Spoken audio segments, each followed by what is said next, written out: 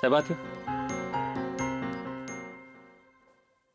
साहेब sir ते सोनाराला घेऊन यायला लावलेलं ना हेच ते.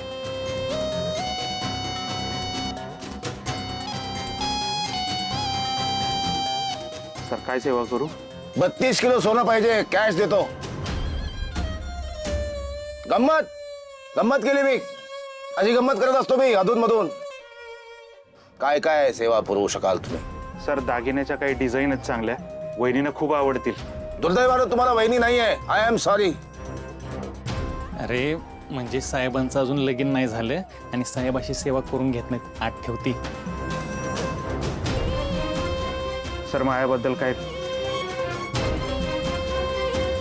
तुमचंच आहे? हो ही माझीच आहे.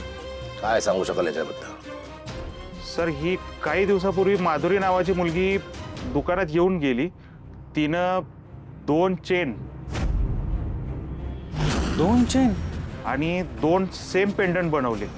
एकावरती जी आणि एकावरती एम लिहिलं होतं. ठीक आहे, जा तुम्ही. काय लागली सेवा? जा. येतो सर. साहेब एम नावाची चेन म्हणजे माधुरी, जी म्हणजे? त्यांची ज्यांची नावं गावात जी पासून सुरू होतात त्या सगळ्यांना घेऊन या. वाढवा कामं. चालेल सर. जैन सर.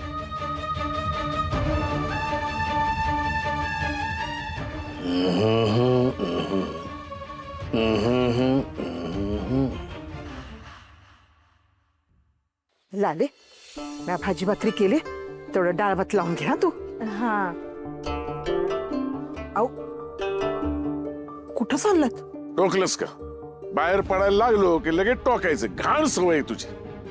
तुम्ही बायका तर काही दागिने देणार नाही, ती म्हातारी जमिनीचे कागदपत्र देणार नाही. मग मी काय करायचं? मला काहीतरी करायला पाहिजे की नाही? हं? येतो जाऊन मी. मला किती बी टोमणं मारा, काय फरक पडत नाही मला.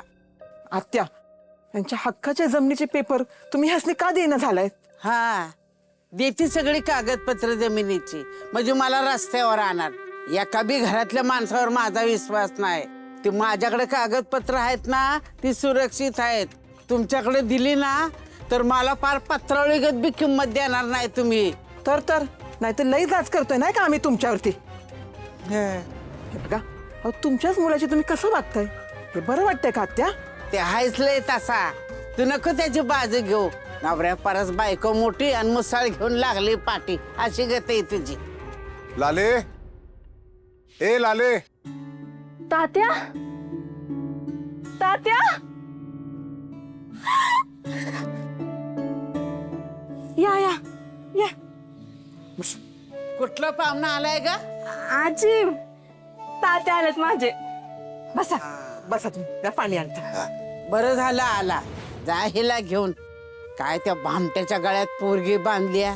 तुम्हाला काय लय जड झाली होती वय ती.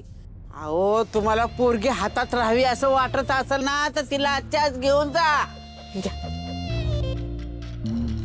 अहो, आत्या बाई शांत बसा की.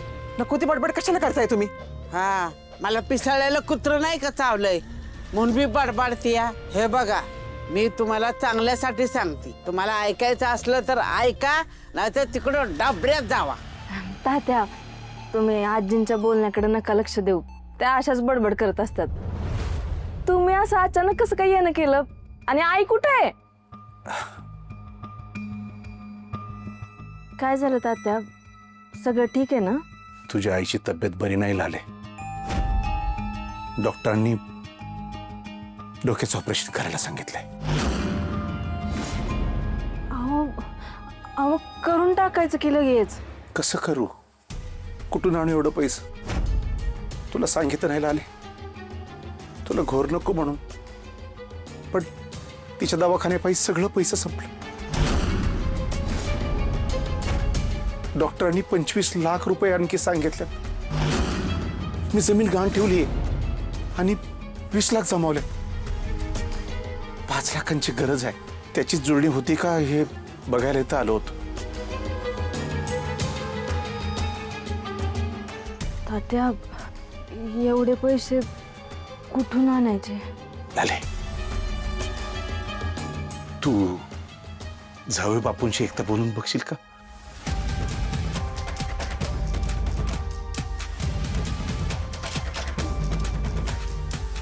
थांबा.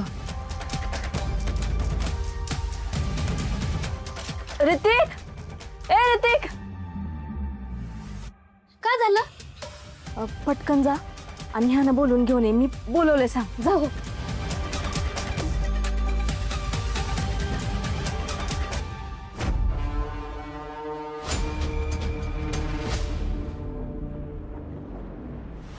माधुरीच्या कपाडाच्या ड्रॉवरमध्ये सापडलं. सोनाराच्या दुकानाचं बिल आहे. 2 चेन बनवल्या.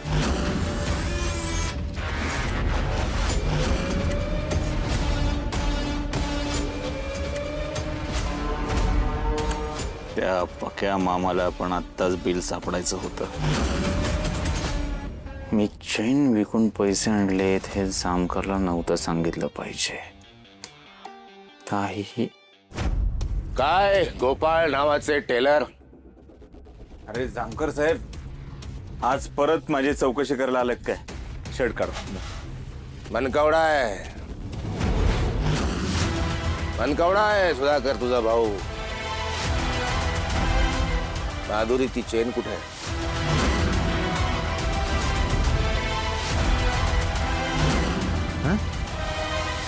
माधुरीची चेन? कुठली चेन? मला काही कळलं नाही काय म्हणताय. माधुरीनं M आणि G अशा नावाचे 2 पेंडंट केलं होतं. याच्याबद्दल काय माहिती? पेंडंट बनवले होते? नाही हो, काय मला काय माहिती नाही. सकाळी कोणती चेन विकली मग? तू चैन ऐकलीस? तुझ्याकडे कुठून आली चैन? जोवर तू मला चेन बद्दल सविस्तर सांगत नाहीस तोवर मी तुला चेन पडू देणार नाही. झालेले काका, लवकर वाड्यावर चला. लाली काकीने बोलवलंय. काय झालं? माहित नाही, पण ते पैसे मागायला यायचे ना आपल्याकडं, आणि आपण त्यांना आपटलेलं. ते लाली काकीचे वडील. हा चला, तुम्हाला बोलवलंय. अरे बापरे. जामकर साहेब, माफ करा बरं का. मी तुमच्या सगळ्या प्रश्नांची उत्तर दिली असती, पण घरी जावं लागलं. अर्जंट आहे जरा, घरगुती मॅटर. जायलाच पाहिजे. निवांत देतो अटक करायला. गंमत केली मी. अशी गंमत करत असतो मी अधून मधून. जा जा, घरगुती काम आहे, जायला पाहिजे. कारण जे माझं टेन्शन घेतात ते